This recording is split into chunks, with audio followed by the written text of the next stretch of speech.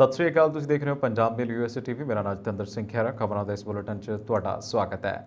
America ਦੇ ਵਿੱਚ ਮਨੁੱਖੀ ਤਸਕਰੀ ਦੀਆਂ 3 ਵੱਖ-ਵੱਖ ਘਟਨਾਵਾਂ ਦੇ ਵਿੱਚ 6 ਹੋਰ ਪ੍ਰਵਾਸੀਆਂ ਦੀ ਮੌਤ, 10 ਨੂੰ ਬਚਾਇਆ ਗਿਆ। 53 ਪ੍ਰਵਾਸੀਆਂ ਦੇ ਮ੍ਰਿਤਕ ਪਾਏ ਜਾਣ ਤੋਂ ਬਾਅਦ ਮਨੁੱਖੀ ਤਸਕਰੀ ਦੇ ਦੋਸ਼ ਹੇਠ 4 ਵਿਅਕਤੀ ਗ੍ਰਿਫਤਾਰ। ਅਮਰੀਕੀ ਸੁਪਰੀਮ ਕੋਰਟ ਦੀ ਪਹਿਲੀ ਗੈਰ ਗੋਰੀ ਮਹਿਲਾ ਬਣੀ ਜੱਜ। ਅਮਰੀਕਾ ਦੇ ਨਿਵਾਕ 'ਚ ਹੋਈ ਗੋਲੀਬਾਰੀ, ਨਾਬਾਲਗ ਸਮੇਤ 9 ਲੋਕ ਹੋਏ ਜ਼ਖਮੀ। ਯੂਕਰੇਨ ਨੂੰ $80 ਕਰੋੜ ਦੀ ਫੌਜੀ ਸਹਾਇਤਾ ਭੇਜੇਗਾ ਅਮਰੀਕਾ। ਗੈਂਗਸਟਰ ਦਿਲਪ੍ਰੀਤ ਬਾਬਾ ਦੀ ਮਾਂ ਆਈ ਮੀਡੀਆ ਦੇ ਸਾਹਮਣੇ, ਬਠਿੰਡਾ ਜੇਲ੍ਹ 'ਚ ਅਧਿਕਾਰੀਆਂ ਤੇ ਲਾਏ ਵੱਡੇ ਦੋਸ਼। ਤੇ ਹੁਣ ਖਬਰਾਂ ਵਿਸਤਾਰ ਦੇ ਨਾਲ।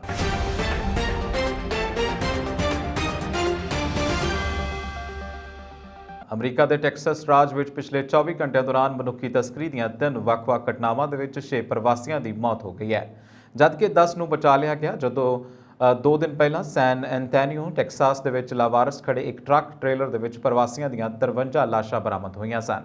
ਅਮਰੀਕਾ ਦੇ ਇਤਿਹਾਸ ਦੇ ਵਿੱਚ ਮਨੁੱਖੀ ਤਸਕਰੀ ਦੀ ਇਹ ਸਭ ਤੋਂ ਭਿਆਨਕ ਘਟਨਾ ਮੰਨੀ ਜਾ ਰਹੀ ਹੈ। ਤਾਜ਼ਾ ਘਟਨਾ ਦੇ ਵਿੱਚ ਐਨਸੀਨਲ, ਟੈਕਸਾਸ ਦੇ ਵਿੱਚ US ਬਾਰਡਰ ਗਸ਼ਤੀ ਦਲ ਤੋਂ ਬਚਣ ਦੀ ਕੋਸ਼ਿਸ਼ ਵਿੱਚ ਇੱਕ ਚਿੱਟੇ ਰੰਗ ਦੀ SUV ਜੀਪ ਇੰਟਰਸਟੇਟ 35 ਰਾਸ਼ਟਰੀ ਮਾਰਗ ਉੱਪਰ ਤੇਜ਼ ਰਫ਼ਤਾਰ ਦੇ ਨਾਲ ਨਿਕਲ ਗਈ, ਜਿਸ ਦਾ ਪਿੱਛਾ ਕੀਤਾ ਗਿਆ। ਲਾਰਾਡੋ ਦੇ ਉੱਤਰ ਵਿੱਚ ਤਕਰੀਬਨ 40 ਮੀਲ ਦੂਰ ਜਾ ਕੇ ਇਹ ਜੀਪ ਆਪਣਾ ਸੰਤੁਲਨ ਗਵਾ ਕੇ ਹਾਦਸਾਗ੍ਰਸਤ ਹੋ ਗਈ, ਜਿਸ ਵਿੱਚ ਸਵਾਰ 4 ਪ੍ਰਵਾਸੀ ਮੌਕੇ ਉੱਪਰ ਹੀ ਮ੍ਰਿਤਕ ਐਲਾਨ ਦਿੱਤੇ ਗਏ। ਹਾਈਵੇ ਪੈਟਰੋਲ ਸਾਰਜੈਂਟ ਏਰਿਕ ਸਟਾਡਾ ਅਨੁਸਾਰ ਇਸ ਘਟਨਾ ਦੀ ਮਨੁੱਖੀ ਤਸਕਰੀ ਦੀ ਕੋਸ਼ਿਸ਼ ਵਜੋਂ ਜਾਂਚ ਕੀਤੀ ਜਾ ਰਹੀ ਹੈ। ਜੀਪ ਦੇ ਡਰਾਈਵਰ ਦੀ ਹਾਲਤ ਗੰਭੀਰ ਹੈ, ਜਦਕਿ ਜੀਪ ਦੇ ਵਿੱਚ ਸਵਾਰ 2 ਹੋਰ ਵਿਅਕਤੀਆਂ ਨੂੰ ਹਸਪਤਾਲ ਦਾਖਲ ਕਰਵਾਇਆ ਗਿਆ ਹੈ। ਮਾਰੇ ਗਏ 2 ਵਿਅਕਤੀ ਗੁਆਟੇਮਾਲਾ ਦੇ, ਇੱਕ ਵਿਅਕਤੀ ਮੈਕਸੀਕੋ ਦਾ ਹੈ। ਚੌਥੇ ਮ੍ਰਿਤਕ ਦੀ ਅਜੇ ਪਛਾਣ ਨਹੀਂ ਹੋ ਸਕੀ। ਜ਼ਖਮੀ ਹੋਏ 2 ਵਿਅਕਤੀ ਵੀ ਗੁਆਟੇਮਾਲਾ ਦੇ ਹਨ, ਜਦਕਿ ਡਰਾਈਵਰ ਅਮਰੀਕਾ ਦਾ ਹੈ। ਮਨੁੱਖੀ ਤਸਕਰੀ ਦੀ ਦੂਸਰੀ ਘਟਨਾ ਵਿੱਚ ਟੈਕਸਾਸ ਦੇ ਪਾਲਮਵੀਓ ਵਿੱਚ ਮੈਕਐਲਨ ਨੇੜੇ ਇੱਕ ਵਾਹਨ ਬਾਰਡਰ ਅਧਿਕਾਰੀਆਂ ਤੋਂ ਅੱਖ ਬਚਾ ਕੇ ਨਿਕਲ ਜਾਣ ਦੀ ਕੋਸ਼ਿਸ਼ ਵਿੱਚ ਹਾਦਸਾਗ੍ਰਸਤ ਹੋ ਗਿਆ, ਜਿਸ ਵਿੱਚ ਸਵਾਰ 2 ਵਿਅਕਤੀ ਮਾਰੇ ਗਏ। ਇੱਕ ਵਿਅਕਤੀ ਤੇ ਇੱਕ ਔਰਤ ਦੀ ਹਾਲਤ ਗੰਭੀਰ ਹੈ। ਮਨੁੱਖੀ ਤਸਕਰੀ ਦੇ ਇੱਕ ਹੋਰ ਮਾਮਲੇ ਦੇ ਵਿੱਚ ਈਗਲ ਰਸਤੇ ਤੇ ਅਧਿਕਾਰੀਆਂ ਨੇ ਇੱਕ ਕੰਟੇਨਰ ਦੇ ਵਿੱਚ ਬੰਦ 10 ਵਿਅਕਤੀਆਂ ਨੂੰ ਹਿਰਾਸਤ ਦੇ ਵਿੱਚ ਲਿਆ ਹੈ। ਸਮੇਂ ਸਿਰ ਪਤਾ ਲੱਗ ਜਾਣ ਕਾਰਨ ਇਹਨਾਂ ਲੋਕਾਂ ਦੀ ਜਾਨ ਬਚ ਗਈ ਹੈ। ਬੀਤੇ ਦਿਨੀ ਟੈਕਸਾਸ ਸੂਬੇ ਦੇ ਸ਼ਹਿਰ ਸੈਨ ਐਂਟੋਨੀਓ ਦੇ ਵਿੱਚ ਵਾਪਰੀ ਦੁਖਾਂਤ ਘਟਨਾ ਦੇ ਸਬੰਧ ਦੇ ਵਿੱਚ 4 ਲੋਕਾਂ ਨੂੰ ਗ੍ਰਿਫਤਾਰ ਕੀਤਾ ਗਿਆ ਅਤੇ ਮਨੁੱਖੀ ਤਸਕਰੀ ਦੇ ਦੋਸ਼ ਹੇਠ ਉਹਨਾਂ ਨੂੰ ਚਾਰਜ ਕੀਤਾ ਗਿਆ, ਜਿੱਥੇ ਇੱਕ ਟ੍ਰੇਲਰ ਦੇ ਵਿੱਚ 53 ਪ੍ਰਵਾਸੀ ਮਰੇ ਹੋਏ ਪਾਏ ਗਏ ਸਨ। ਪੁਲਿਸ ਨੇ ਇਸ ਘਟਨਾ ਦੇ ਵਿੱਚ ਮਾਰੇ ਗਏ ਕਈ ਲੋਕ ਲੱਭੇ ਸਨ। ਮਰਨ ਵਾਲਿਆਂ ਦੇ ਵਿੱਚ ਮੈਕਸੀਕੋ ਦੇ 27, ਹੌਂਡੂਰਸ ਦੇ 14, ਗੁਆਟੇਮਾਲਾ ਦੇ 7 ਅਤੇ ਸਲਵਾਡੋਰ ਦੇ 2 ਲੋਕ ਸ਼ਾਮਲ ਨੇ। ਪੀੜਤਾਂ ਦੇ ਵਿੱਚੋਂ ਇੱਕ ਦੀ ਪਛਾਣ ਨਹੀਂ ਹੋਈ, ਪਰ ਏਜੰਟਾਂ ਨੇ ਕਿਹਾ ਹੈ ਕਿ ਇਹ ਲਾਰਡੋ ਬਾਰਡਰ ਪੈਟਰੋਲ ਦੀ ਵੀਡੀਓ ਨੇ ਪੁਸ਼ਟੀ ਕੀਤੀ ਹੈ ਕਿ ਉਹ ਟਰੱਕ ਡਰਾਈਵਰ ਸੀ, ਕਿਉਂਕਿ ਉਸ ਦੇ ਕੱਪੜੇ ਫੁਟੇਜ ਤੇ ਦਿਖਾਈ ਦਿੱਤੇ ਸਨ। ਦੂਜਾ ਵਿਅਕਤੀ 28 ਸਾਲਾ ਕ੍ਰਿਸਚੀਅਨ ਮਾਰਟੀਨੀਜ਼ ਹੈ, ਜਿਸ ਨੂੰ ਮੰਗਲਵਾਰ ਨੂੰ ਫਲਸਤੀਨ, ਟੈਕਸਾਸ ਦੇ ਵਿੱਚ ਗ੍ਰਿਫਤਾਰ ਕੀਤਾ ਗਿਆ ਸੀ। ਉਸੇ ਤੇ ਗੈਰ ਕਾਨੂੰਨੀ ਪਰਦੇਸੀ ਲੋਕਾਂ ਨੂੰ ਲਿਜਾਣ ਦੀ ਸਾਜ਼ਿਸ਼ ਦਾ ਇੱਕ ਦੋਸ਼ ਹੈ, ਜਿਸ ਨੇ ਨਤੀਜੇ ਵਜੋਂ ਉਸ ਦੀ ਗ੍ਰਿਫਤਾਰੀ ਹੋ ਗਈ ਹੈ। ਪੁਲਿਸ ਨੇ ਜੁਆਨ ਕੋਲੀਡੀਓ ਨੂੰ ਲੂਨਾ ਮੈਂਡਜ਼ 23 ਅਤੇ ਜੁਆਨ ਫ੍ਰਾਂਸਿਸਕੋ ਡੀ ਲੁਆਨਾ ਬਾਏ, ਦੋਵੇਂ ਮੈਕਸੀਕੋ ਦੇ ਨਾਗਰਿਕਾਂ ਨੂੰ ਗ੍ਰਿਫਤਾਰ ਕੀਤਾ ਹੈ।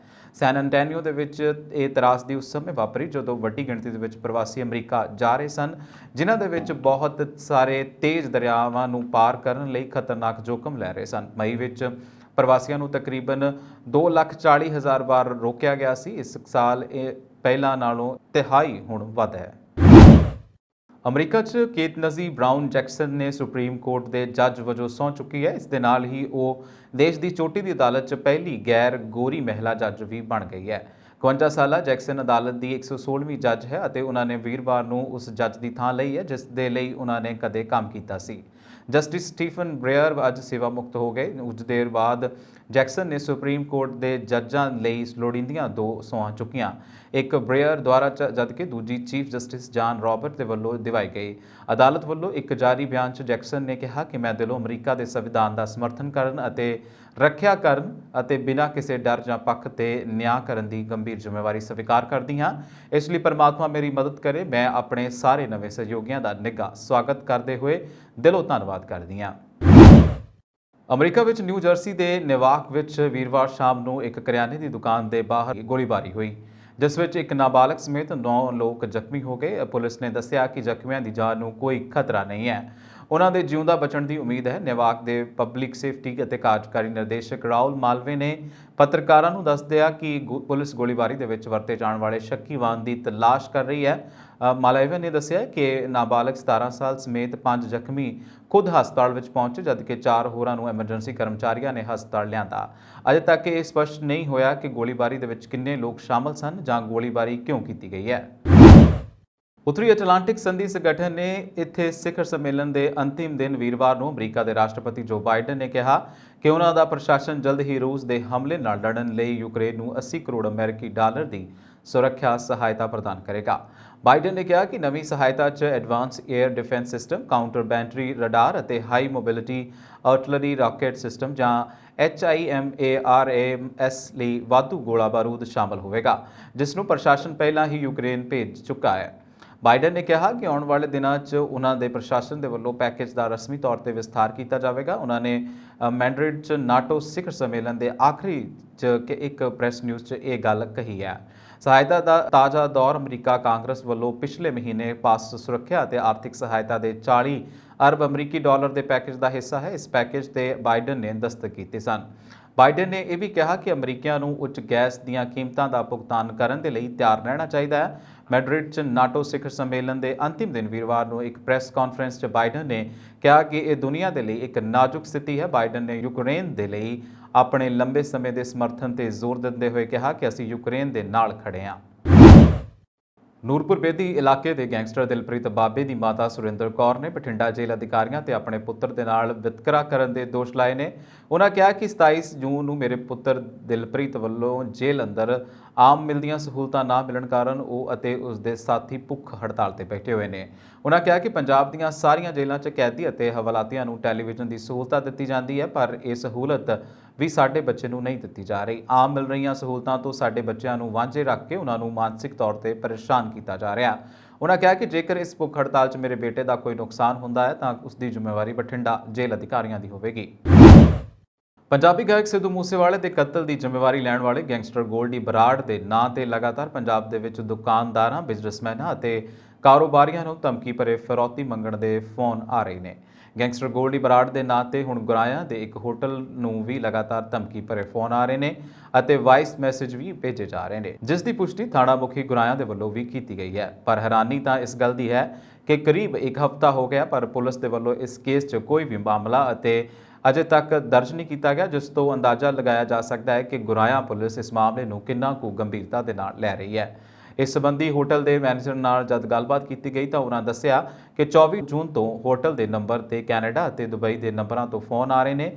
ਫੋਨ ਕਰਨ ਵਾਲਾ ਸ਼ਖਸ ਆਪਣੇ ਆਪ ਨੂੰ ਗੋਲਡੀ ਬਰਾੜ ਦੱਸ ਕੇ ਸਾਡੇ ਕੋਲੋਂ 5 ਲੱਖ ਰੁਪਏ ਦੀ ਫਿਰੌਤੀ ਮੰਗ ਰਿਹਾ ਹੈ।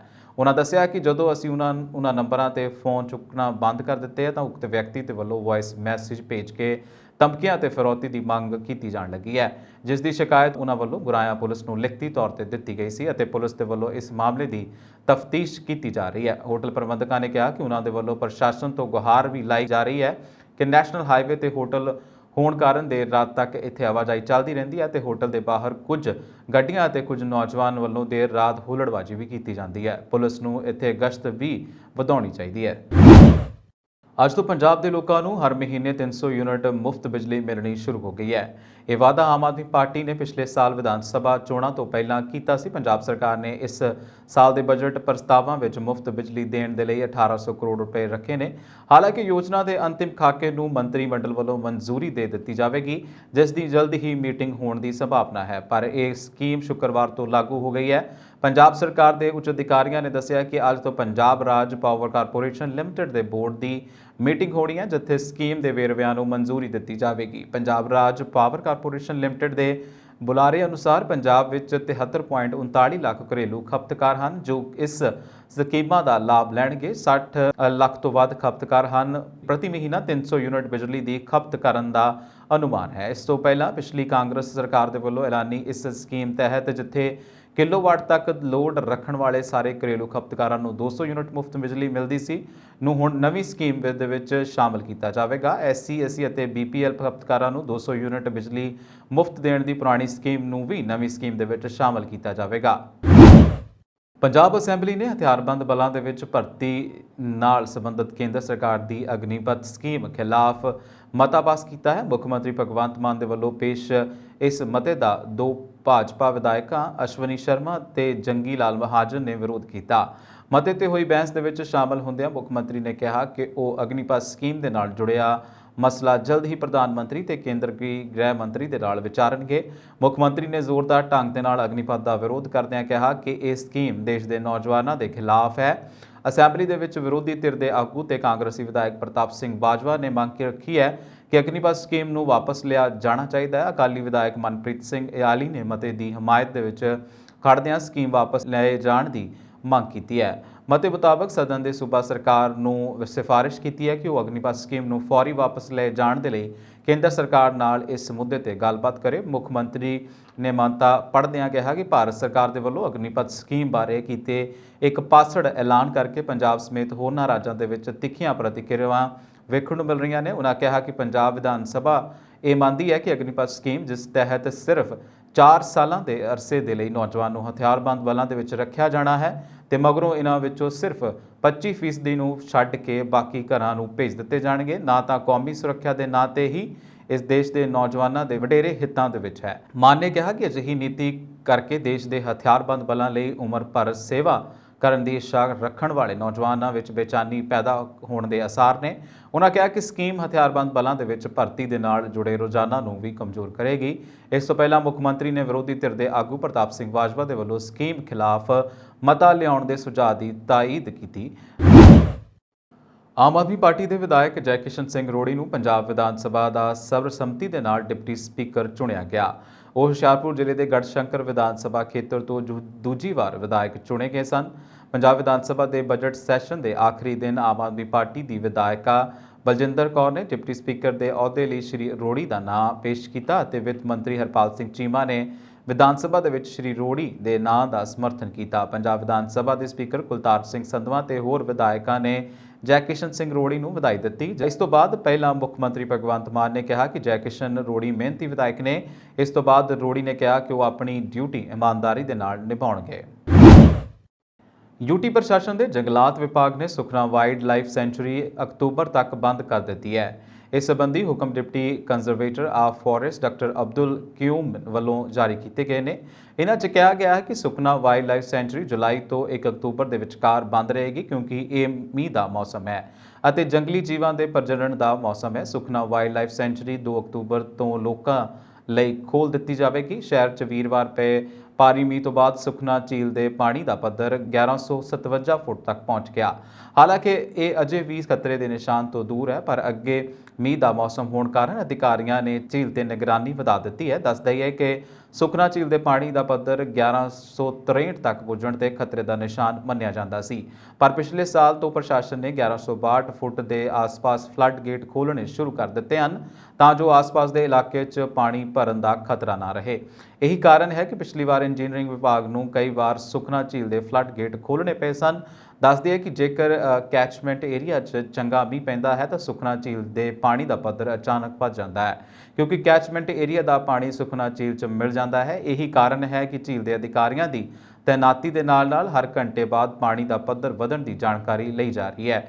ਯੂਟੀ ਪ੍ਰਸ਼ਾਸਨ ਦੇ ਇੱਕ ਅਧਿਕਾਰੀ ਨੇ ਦੱਸਿਆ ਕਿ ਸੁਖਨਾ ਝੀਲ ਦੇ ਪਾਣੀ ਦਾ ਪੱਧਰ ਵਧਣ ਕਾਰਨ ਵਿਭਾਗ ਦੇ ਮੁਲਾਜ਼ਮਾਂ ਨੂੰ ਪਹਿਲਾਂ ਹੀ ਝੀਲ ਤੇ ਤੈਨਾਤ ਕਰ ਦਿੱਤਾ ਗਿਆ ਹੈ।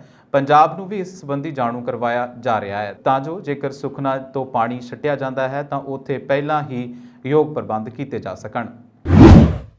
ਕੈਨੇਡਾ ਸਰਕਾਰ ਨੂੰ ਵੱਖ-ਵੱਖ ਖੇਤਰਾਂ ਦੇ ਵਿੱਚ ਬਿਹਤਰੀਨ ਕੰਮ ਕਰਨ ਵਾਲੇ ਹੁਨਰਮੰਦ ਲੋਕਾਂ ਦੀ ਲੋੜ ਹੈ ਕਿਉਂਕਿ ਅੱਜ ਦੇ ਦੌਰ ਵਿੱਚ ਹਰ ਕੋਈ ਕੈਨੇਡਾ 'ਚ ਪੱਕੇ ਹੋਣਾ, ਆਪਣਾ ਭਵਿੱਖ ਸੁਰੱਖਿਅਤ ਬਣਾਉਣਾ ਚਾਹੁੰਦਾ ਹੈ।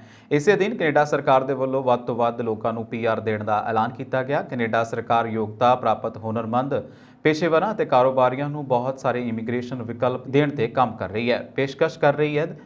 ਜੇਕਰ ਤੁਸੀਂ ਜਾਂ ਤੁਹਾਡਾ ਕੋਈ ਜਾਣਕਾਰ ਕੈਨੇਡਾ 'ਚ ਪੱਕਾ ਹੋਣਾ ਚਾਹੁੰਦਾ ਹੈ ਤਾਂ ਇਹ ਸੁਨਹਿਰੀ ਮੌਕਾ ਹੈ ਕਿਉਂਕਿ ਕੈਨੇਡਾ ਸਰਕਾਰ ਨੇ ਵੱਧ ਤੋਂ ਵੱਧ ਲੋਕਾਂ ਨੂੰ PR ਦੇਣ ਦਾ ਐਲਾਨ ਕੀਤਾ ਹੈ। ਦਰਅਸਲ ਕੈਨੇਡਾ ਸਰਕਾਰ ਨੂੰ ਵੱਖ-ਵੱਖ ਖੇਤਰਾਂ 'ਚ ਬਿਹਤਰੀਨ ਕੰਮ ਕਰਨ ਵਾਲੇ ਹੁਨਰਮੰਦ ਲੋਕਾਂ ਦੀ ਲੋੜ ਹੈ। ਇਹਨਾਂ 'ਚ ਡਰਾਈਵਰ, ਕਿਸਾਨ, ਨਰਸਾਂ, ਅਕਾਊਂਟੈਂਟ, ਅਧਿਆਪਕ, ਇੰਜੀਨੀਅਰ ਆਦਿ ਸ਼ਾਮਲ ਨੇ। ਇਸ ਤੋਂ ਇਲਾਵਾ ਹੋਰ ਖੇਤਰਾਂ ਦੇ ਵਿੱਚ ਵੀ ਮਹਾਰਤ ਰੱਖਣ ਵਾਲੇ ਉਮੀਦਵਾਰਾਂ ਲਈ ਵੀ ਵਿਕਲਪ ਮੌਜੂਦ ਹੈ। ਕੈਨੇਡਾ ਦੀ PR ਦੇ ਲਈ ਅਪਲਾਈ ਕਰਨ ਦੀ ਪ੍ਰਕਿਰਿਆ ਪਾਰਦਰਸ਼ੀ ਹੋਵੇਗੀ। IRCC ਵਕੀਲ ਵੱਲੋਂ ਉਮੀਦਵਾਰਾਂ ਦਾ ਸਹੀ ਮਾਰਗਦਰਸ਼ਨ ਕੀਤਾ ਜਾਵੇਗਾ। ਇਸ ਪ੍ਰਕਿਰਿਆ ਜ਼ਰੀਏ ਤੁਹਾਨੂੰ 12 ਮਹੀਨਿਆਂ ਵਿੱਚ ਹੀ ਕੈਨੇਡਾ ਦੀ PR ਮਿਲ ਜਾਵੇਗੀ। ਇਸ ਦੌਰਾਨ PNP ਅਤੇ ਐਕਸਪ੍ਰੈਸ ਐਂਟਰੀ ਦੋਵੇਂ ਵਿਕਲਪ ਉਪਲਬਧ ਹੋਣਗੇ। ਇਸੇ ਅਧੀਨ ਜੇ ਤੁਹਾਨੂੰ ਕਿਸੇ ਵੀ ਮੁਸ਼ਕਲ ਦਾ ਸਾਹਮਣਾ ਕਰਨਾ ਪੈ ਰਿਹਾ ਹੈ ਤਾਂ ਤੁਸੀਂ ਕੈਨੇਡਾ ਦੀ ਦਿੱਤੀਆਂ ਹੋਈਆਂ ਅਫੀਸ਼ੀਅਲ ਵੈਬਸਾਈਟ ਦੇ ਉੱਤੇ ਸੰਪਰਕ ਕਰ ਸਕਦੇ ਹੋ। ਦੁਨੀਆ ਦਾ ਸਭ ਤੋਂ ਮਸ਼ਹੂਰ ਨਾਇਗਰਾ ਫਾਲਜ਼ ਹੁਣ ਹੋਰ ਆਕਰਸ਼ਕ ਹੋ ਗਿਆ। ਝਰਨੇ ਲਈ ਇੱਕ ਨਵੀਂ ਸੁਰੰਗ ਸ਼ੁਰੂ ਕੀਤੀ ਗਈ ਹੈ ਜੋ ਕਿ ਸੈਲਾਨੀਆਂ ਨੂੰ ਨਵੇਂ ਐਂਗਲ ਤੋਂ ਸ਼ਾਨਦਾਰ ਦ੍ਰਿਸ਼ ਪੇਸ਼ ਕਰ ਰਹੀ ਹੈ। ਇਸ ਵਿੱਚ 2200 ਫੁੱਟ ਲੰਬੀ ਸੁਰੰਗ ਜੋ ਲੰਘਦੇ ਹੋਏ ਸੈਲਾਨੀ ਉਸ ਦ੍ਰਿਸ਼ਟੀਕੋਣ ਤੇ ਪਹੁੰਚਣਗੇ ਜਿੱਥੇ ਸਾਹਮਣੇ ਤੋਂ ਪਾਰ ਫਾਲਸ ਦਿਖਾਈ ਦੇਵੇਗਾ। ਲੋਕ ਇੱਥੇ ਕੁਝ ਸਮੇਂ ਦੇ ਲਈ ਰੁਕ ਸਕਦੇ ਨੇ। ਝਰਨੇ ਦੇ ਨਜ਼ਾਰੇ ਨੂੰ ਰੋਮਾਂਚਕ ਬਣਾਉਣ ਦੇ ਲਈ ਸ਼ੀਸ਼ੇ ਦੇ ਪੈਨਲਾਂ ਵਾਲੀ ਲਿਫਟ ਲਗਾਈ ਗਈ ਹੈ। ਇਹ lift Niagara park power station ਤੋਂ 180 ਫੁੱਟ ਹੇਠਾਂ ਸੁਰੰਗ ਨੂੰ ਲੈ ਜਾਂਦੀ ਹੈ। ਜਿਸ ਤੁਸੀਂ ਇਸ ਲਿਫਟ ਰਾਹੀਂ ਸੁਰੰਗ ਤੱਕ ਪਹੁੰਚੋਗੇ। ਇੱਥੇ ਦੱਸ ਦਈਏ ਕਿ ਨਾਇਗਰਾ ਘਾਟੀ ਦੇ ਦੱਖਣੀ ਸਿਰੇ ਤੇ ਵਹਿਣ ਵਾਲੇ 3 ਝਰਨੇ ਨੂੰ ਨਾਇਗਰਾ ਫਾਲਸ ਕਿਹਾ ਜਾਂਦਾ ਹੈ। ਨਾਇਗਰਾ ਗੋਰਜ ਕੈਨੇਡਾ ਦੇ ਵਿੱਚ ontario ਅਤੇ ਅਮਰੀਕਾ ਦੇ ਵਿੱਚ ਨਿਊਯਾਰਕ ਦੇ ਵਿਚਕਾਰ ਦੀ ਸਰਹੱਦ ਤੇ ਫੈਲੀ ਹੋਈ ਹੈ। ਹਾਰਸ਼ਸੂ ਫਾਲਸ ਜਿਸ ਨੂੰ ਕੈਨੇਡੀਅਨ ਫਾਲਸ ਵੀ ਕਿਹਾ ਜਾਂਦਾ ਹੈ ਇੱਥੇ ਵਗਣ ਵਾਲੇ 3 ਝਰਨੇ ਵਿੱਚੋਂ ਸਭ ਤੋਂ ਵੱਡਾ ਹੈ। ਇਸ ਤੋਂ ਇਲਾਵਾ 2 ਹੋਰ ਝਰਨੇ ਅਮਰੀਕਨ ਫਾਲਸ ਅਤੇ ਬ੍ਰਾਈਟਲ ਵਿਲ ਦੇ ਨਾਂ ਨਾਲ ਹਨ। ਨਿਆਗਰਾ ਫਾਲਸ ਦੁਨੀਆ ਦੇ ਸਭ ਤੋਂ ਵੱਡੇ ਵਾਟਰਫਾਲਸ ਵਿੱਚੋਂ ਇੱਕ ਹੈ ਅਤੇ ਇਸ ਦੀ ਉਚਾਈ 167 ਫੁੱਟ ਹੈ। ਸੈਲਾਨੀ ਨੇੜੇ ਦੇ ਝਰਨੇ ਨੂੰ ਦੇਖਣ ਦੇ ਲਈ ਕਿਸ਼ਤੀ ਰਾਹੀਂ ਜਾ ਸਕਦੇ ਨੇ। ਮੇਡ ਆਫ ਦਾ ਮਿਸਟ ਨਾਂ ਦੀ ਇਸ ਕਿਸ਼ਤੀ ਤੋਂ ਝਰਨਾ ਡਿੱਗਣ ਤੋਂ ਬਾਅਦ ਨਿਆਗਰਾ ਦੀ ਖੂਬਸੂਰਤੀ ਨੂੰ ਦੇਖਿਆ ਜਾ ਸਕਦਾ ਹੈ। ਆਸਟ੍ਰੇਲੀਆ ਦੇ ਲੋਕ ਦੁਨੀਆ ਵਿੱਚ ਮਿਥਾਈਲਫਟਾਮਾਈਨ ਦੇ ਸਭ ਤੋਂ ਵੱਡੇ ਉਪਭੋਗਤਾਵਾਂ ਦੇ ਵਿੱਚੋਂ ਇੱਕ ਨੇ। ਇਹ ਜਾਣਕਾਰੀ ਵੀਰਵਾਰ ਨੂੰ ਸਾਹਮਣੇ ਆਈ ਹੈ। ਗੰਦੇ ਪਾਣੀ ਦੇ ਵਿਸ਼ਲੇਸ਼ਣ ਤੋਂ ਬਾਅਦ ਸਾਹਮਣੇ ਆਈ ਹੈ। ਆਸਟ੍ਰੇਲੀਆ ਕ੍ਰਿਮੀਨਲ ਇੰਟੈਲੀਜੈਂਸੀ ਕਮਿਸ਼ਨ ਨੇ ਦਸੰਬਰ 2021 ਤੇ ਫਰਵਰੀ 2022 ਦਰਮਿਆਨ ਇਕੱਠੇ ਕੀਤੇ ਨਮੂਨਿਆਂ ਦੇ ਵਿੱਚ 12 ਜਾਇਜ਼ ਅਤੇ ਗੈਰ ਕਾਨੂੰਨੀ ਦਵਾਈਆਂ ਦੇ ਧਿਆਨ ਕੇਂਦਰਿਤ ਕਰਦੇ ਹੋਏ national wastewater drug monitoring programme ਦੀ 16ਵੀਂ ਰਿਪੋਰਟ ਪ੍ਰਕਾਸ਼ਿਤ ਕੀਤੀ ਹੈ। ਸਮਾਚਾਰ ਏਜੰਸੀ ਸ਼ਿਨਹੁਆ ਨੇ ਦੀ ਰਿਪੋਰਟ ਅਨੁਸਾਰ ਇਸ ਨੇ ਪਾਇਆ ਕਿ 20 ਤੋਂ ਵੱਧ ਦੇਸ਼ਾਂ ਦੀ ਤੁਲਨਾ ਦੇ ਵਿੱਚ ਜੋ ਕਿ ਸਮਾਨ ਡੇਟਾ ਦੀ ਰਿਪੋਰਟ ਕਰਦੇ ਨੇ ਆਸਟ੍ਰੇਲੀਆ ਦੇ ਵਿੱਚ ਪ੍ਰਤੀ ਵਿਅਕਤੀ ਸਭ ਤੋਂ ਵੱਧ ਮਿਥਾਈਲਫਟਾਮਾਈਨ ਦੀ ਖਪਤ ਹੈ। ਇੱਥੇ ਦੱਸ ਦਈਏ ਕਿ ਮੈਥਾਟਾਈਮਾਈਨ ਮੈਥ ਜਾਂ ਆਈਸ ਵਜੋਂ ਵੀ ਜਾਣਿਆ ਜਾਂਦਾ ਹੈ। ਮੈਥਾਲਫਟਾਮਾਈਨ ਇੱਕ ਗੈਰ ਕਾਨੂੰਨੀ ਉਤੇਜਕ ਹੈ ਜੋ ਮਨੋਵਿਗਿਆਨਕ ਮੂਡ ਸਵਿੰਗ ਤੇ ਹਿੰਸਕ ਵਿਵਹਾਰ ਦਾ ਕਾਰਨ ਬਣ ਸਕਦਾ ਹੈ। ACCIC ਦੇ ਮੁੱਖ ਕਾਰਜਕਾਰੀ ਮਾਈਕਲ ਫੈਨਲ ਨੇ ਕਿਹਾ ਕਿ ਰਿਪੋਰਟ ਵਿੱਚ ਦੱਸਿਆ ਗਿਆ ਹੈ ਕਿ ਕੋਰੋਨਾ ਵਾਇਰਸ ਪਾਬੰਦੀਆਂ ਵਿੱਚ ਢਿੱਲ ਦੇਣ ਤੋਂ ਬਾਅਦ ਆਸਟ੍ਰੇਲੀਆ ਦੇ ਵਿੱਚ ਨਸ਼ੀਲੀਆਂ ਦਵਾਈਆਂ ਦੀ ਵਰਤੋਂ ਵਿੱਚ ਵਾਧਾ ਹੋਇਆ ਹੈ। ਉਹਨਾਂ ਨੇ ਇੱਕ ਬਿਆਨ ਦੇ ਵਿੱਚ ਇਹ ਕਿਹਾ ਕਿ ਸੰਗਠਿਤ ਅਪਰਾਧ ਸਮੂਹਾਂ ਨੇ COVID-19 ਪਾਬੰਦੀਆਂ ਦੇ ਵਿੱਚ ਢਿੱਲ ਦਿੱਤੇ ਜਾਣ ਮਗਰੋਂ ਵੱਡੇ ਨਾਜਾਇਜ਼ ਡਰੱਗ ਬਾਜ਼ਾਰਾਂ ਨੂੰ ਸਪਲਾਈ ਕਰਨ ਦੇ ਲਈ ਆਪਣੀਆਂ ਕੋਸ਼ਿਸ਼ਾਂ ਨੂੰ ਦੁੱਗਣਾ ਕਰ ਦਿੱਤਾ ਹੈ ਜਿਸ ਨਾਲ ਮਹੱਤਵਪੂਰਨ ਨਾਜਾਇਜ਼ ਮਾਲੀਆ ਪੈਦਾ ਹੋਇਆ ਤੇ ਪਰ ਉਹਨਾਂ ਨੂੰ ਕਾਨੂੰਨ ਲਾਗੂ ਕਰਨ ਵਾਲੀਆਂ ਏਜੰਸੀਆਂ ਤੋਂ ਚੁਣੌਤੀਆਂ ਦਾ ਸਾਹਮਣਾ ਕਰਨਾ ਪੈ ਰਿਹਾ ਹੈ। ਮਾਈਕਲ ਮੁਤਾਬਕ ਸਾਡੀ ਰਿਪੋਰਟ ਇਹਨਾਂ ਪ੍ਰਭਾਵਾਂ ਬਾਰੇ ਗਿਆਨ ਵਿੱਚ ਸੁਧਾਰ ਕਰਕੇ ਹਾਨੀਕਾਰਕ ਨਸ਼ੀਲੇ ਪਦਾਰਥਾਂ ਦੀ ਖਪਤ ਨੂੰ ਹੱਲ ਕਰਨ ਵਿੱਚ ਮਦਦ ਕਰਦੀ ਹੈ ਤਾਂ ਜੋ ਨਿਰਧਾਰਿਤ ਸਪਲਾਈ ਮੰਗ ਅਤੇ ਨੁਕਸਾਨ ਘਟਾਉਣ ਦੇ ਯਤਨਾਂ ਨੂੰ ਨਸ਼ੀਲੇ ਪਦਾਰਥਾਂ ਅਤੇ ਜਨਤਕ ਸਿਹਤ ਮੁੱਦਿਆਂ ਦੀ ਇੱਕ ਸ਼੍ਰੇਣੀ ਤੇ ਫੈਸਲੇ ਲੈਣ ਵਾਲਿਆਂ ਦੁਆਰਾ ਵਿਕਸਿਤ ਅਤੇ ਲਾਗੂ ਕੀਤਾ ਜਾ ਸਕੇ। 2017 ਦੇ ਵਿੱਚ ਪ੍ਰੋਗਰਾਮ ਦੀ ਸ਼ੁਰੂਆਤ ਤੋਂ ਬਾਅਦ ਪਹਿਲੀ ਵਾਰ ਖੇਤਰੀ ਖੇਤਰਾਂ ਦੇ ਮੁਕਾਬਲੇ ਰਾਜਧਾਨੀ ਸ਼ਹਿਰ ਦੇ ਵਿੱਚ ਮਿਥਾਈਲਫਟਾਮਾਈਨ ਕੋਕੀਨ ਅਤੇ MDMA ਦੀ ਵਰਤੋਂ ਜ਼ਿਆਦਾ ਵਧੀ ਹੈ। ਨਿਊਜ਼ੀਲੈਂਡ ਸਰਕਾਰ ਨੇ ਅਮਰੀਕੀ ਸੱਜੇ ਪੱਖੀ ਸੰਗਠਨ ਪ੍ਰਾਊਡ ਬॉयਜ਼ ਅਤੇ ਦ ਬਾਸ ਨੂੰ ਅੱਤਵਾਦੀ ਸੰਗਠਨ ਐਲਾਨਿਆ ਹੈ। ਇਹਨਾਂ ਦੋਵਾਂ ਸੰਗਠਨਾਂ ਨੂੰ ਇਸਲਾਮਿਕ ਸਟੇਟ ਸਮੇਤ ਉਹਨਾਂ 18 ਸੰਗਠਨਾਂ ਦੇ ਵਿੱਚ ਸ਼ਾਮਿਲ ਕੀਤਾ ਗਿਆ ਹੈ ਜੋ ਅਧਿਕਾਰਤ ਤੌਰ ਤੇ ਅੱਤਵਾਦੀ ਸੰਗਠਨਾਂ ਦੇ ਵਜੋਂ ਨਾਮਜ਼ਦ ਨੇ ਅਤੇ ਨਿਊਜ਼ੀਲੈਂਡ ਦੇ ਵਿੱਚ ਇਹਨਾਂ ਦੇ ਲਈ ਵਿੱਤ ਪੋਸ਼ਣ ਭਰਤੀ ਅਤੇ ਉਸ ਵਿੱਚ ਸ਼ਾਮਲ ਹੋਣਾ ਗੈਰ ਕਾਨੂੰਨੀ ਹੈ। ਅਧਿਕਾਰੀਆਂ ਨੂੰ ਇਹਨਾਂ ਵਿਰੁੱਧ ਕਾਰਵਾਈ ਕਰਨ ਦੇ ਲਈ ਅਧਿਕਾਰ ਦਿੱਤੇ ਗਏ ਨੇ। ਜਿੱਥੋਂ ਤੱਕ ਜਾਣਕਾਰੀ ਮਿਲੀ ਹੈ ਉਸ ਦੇ ਅਨੁਸਾਰ ਨਿਊਜ਼ੀਲੈਂਡ ਵਿੱਚ ਇਹ ਦੋਵੇਂ ਜਥੇਬੰਦੀਆਂ ਸਰਗਰਮ ਨਹੀਂ ਹਨ ਪਰ ਦੱਖਣੀ ਪ੍ਰਸ਼ਾਂਤ ਖੇਤਰ ਦਾ ਇਹ ਦੇਸ਼ 2019 ਦੇ ਵਿੱਚ ਇੱਕ ਗੋਰੇ ਅੱਤਵਾਦੀ ਵੱਲੋਂ ਗੋਲੀਬਾਰੀ ਕਰਕੇ 51 ਮੁਸਲਮਾਨਾਂ ਦੀ ਹੱਤਿਆ ਕਰਨ ਤੋਂ ਬਾਅਦ ਅੱਤ ਦੱਖਣਪੰਥੀ ਸੰਗਠਨਾਂ ਦੇ ਖਤਰੇ ਤੋਂ ਚਿੰਤਤ ਹੈ। ਇਸ ਘਟਨਾ ਨਾਲ ਗੋਰੇ ਸਰਬੋਤਮਵਾਦੀਆਂ ਨੂੰ ਉਤਸ਼ਾਹ ਮਿਲਿਆ ਹੈ ਅਤੇ ਨਿਊਯਾਰਕ ਦੇ ਇੱਕ ਬਫੇਲੋ ਦੇ ਵਿੱਚ ਇੱਕ ਸੁਪਰਮਾਰਕੀਟ ਦੇ ਵਿੱਚ ਇੱਕ ਗੋਰੇ ਬੰਦੂਕਧਾਰੀ ਨੇ 10 ਕਾਲੇ ਲੋਕਾਂ ਦੀ ਹੱਤਿਆ ਕਰ ਦਿੱਤੀ ਸੀ। ਕਾਂਗਰਸ ਨੇ ਸ਼ੁੱਕਰਵਾਰ ਨੂੰ ਕਿਹਾ ਕਿ ਭਾਰਤੀ ਜਨਤਾ ਪਾਰਟੀ ਦੀ ਸਾਬਕਾ ਬੁਲਾਰਾ ਨੂਪੁਰ ਸ਼ਰਮਾ ਦੇ ਸੁਪਰੀਮ ਕੋਰਟ ਦੀ ਟਿੱਪਣੀ ਨੂੰ ਦੇਖਦੇ ਹੋਏ ਸੱਤਾਧਾਰੀ ਪਾਰਟੀ ਨੂੰ ਸ਼ਰਮ ਦੇ ਨਾਲ ਆਪਣਾ ਸਿਰ ਝੁਕਾਉਣਾ ਚਾਹੀਦਾ ਹੈ। ਕਾਂਗਰਸ ਦੇ ਜਨਰਲ ਸਕੱਤਰ ਜੈਰਾਮ ਰਮੇਸ਼ ਨੇ ਸ਼੍ਰੀਮਤੀ ਸ਼ਰਮਾ ਤੇ ਅਦਾਲਤ ਦੀ ਟਿੱਪਣੀ ਤੇ ਪ੍ਰਤੀਕਿਰਿਆ ਜ਼ਾਹਰ ਕਰਦਿਆਂ ਕਿਹਾ ਕਿ ਦੇਸ਼ ਦੀ ਸਰਵਉੱਚ ਅਦਾਲਤ ਨੇ ਜੋ ਗੱਲਾਂ ਭਾਜਪਾ ਦੇ ਅਤੀਤ ਨੂੰ ਲੈ ਕੇ ਕਹੀਆਂ ਨੇ, ਉਸ ਨਾਲ ਭਾਜਪਾ ਨੂੰ ਉਸ ਦਾ ਅਸਲੀ ਚਿਹਰਾ ਦਿਖਾਇਆ ਹੈ। ਭਾਜਪਾ ਨੂੰ ਇਸ ਸ਼ੀਸ਼ੇ 'ਚ ਆਪਣਾ ਚਿਹਰਾ ਦੇਖਣਾ ਚਾਹੀਦਾ ਹੈ ਤੇ ਫਿਰ ਸ਼ਰਮ ਦੇ ਨਾਲ ਆਪਣਾ ਸਿਰ ਝੁਕਾ ਲੈਣਾ ਚਾਹੀਦਾ ਹੈ। ਉਹਨਾਂ ਕਿਹਾ ਕਿ ਅਦਾਲਤ ਦੀ ਇਸ ਟਿੱਪਣੀ ਦੇ ਨਾਲ ਉਹਨਾਂ ਲੋਕਾਂ ਨੂੰ ਰਾਹਤ ਮਿਲੀ ਹੈ ਜੋ ਵਿਨਾਸ਼ਕਾਰੀ ਵਿਚਾਰਧਾਰਾ ਖਿਲਾਫ ਲਗਾਤਾਰ ਆਪਣੀ ਲੜਾਈ ਲੜ ਰਹੇ ਨੇ।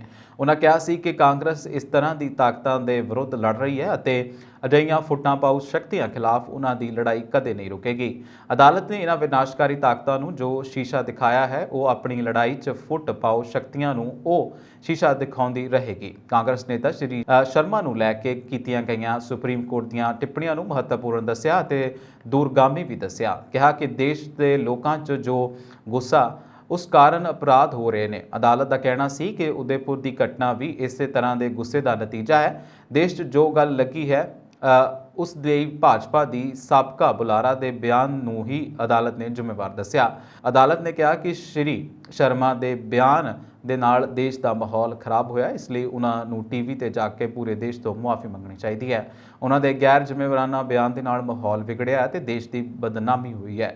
ਦੇਸ਼ 'ਚ ਕੁਝ ਹੋ ਰਿਹਾ ਹੈ ਉਸ ਦੀ ਜ਼ਿੰਮੇਵਾਰ ਉਹੀ ਹੈ। ਉਹਨਾਂ ਨੇ ਆਪਣੇ ਬਿਆਨ ਦੇ ਨਾਲ ਦੇਸ਼ ਦੀ ਸੁਰੱਖਿਆ ਦੇ ਲਈ ਖਤਰਾ ਪੈਦਾ ਕੀਤਾ ਹੈ।